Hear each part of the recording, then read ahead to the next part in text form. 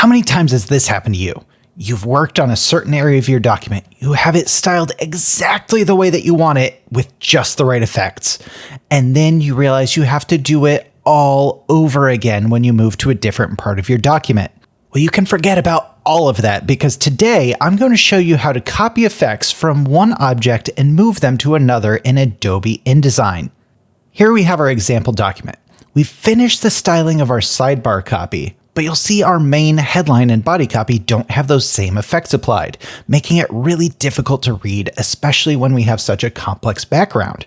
So in this case, we want to copy the effects from our sidebar and transfer them to our main copy. Let me show you how to do that. First, by using our selection tool, which we can activate by using the shortcut V, let's select the area that has the effects we want. In our case, the body copy of our sidebar.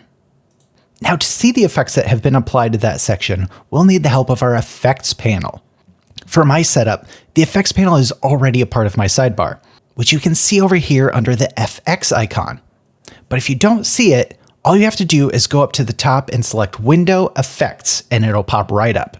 You could also use the somewhat obnoxious shortcut Control-Shift F10 or Shift-Command F10 on a Mac. Now, once we have that panel up, we can see a bunch of information about our selection. The one thing that's different here is that we have this little FX symbol here on the side. That's letting us know that we have effects applied to this object. When we hover over it, it will tell us what effects we have.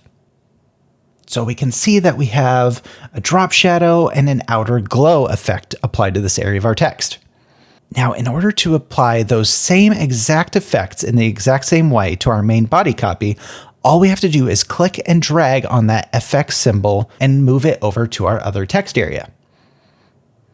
Now, before I let go, you can see that the hand icon has a little plus next to it. That means it's ready to apply the effect wherever I release my mouse. So if we let it go, that effect is immediately applied to our main body copy, meaning we don't have to go through the effort of trying to remember each of those settings and reapply all of them to our next object.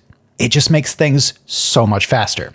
So again, let's do this one more time. Again, with our selection tool, let's go over and select our subhead. And then once again, let's go over to our effects panel.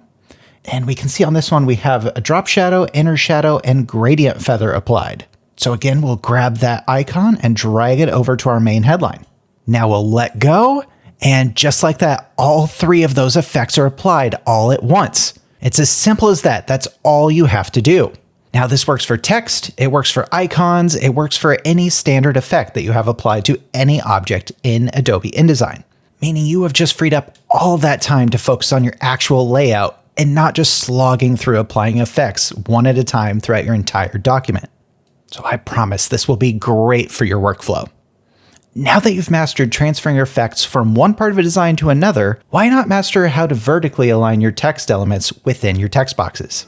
I have a video right here to show you exactly that.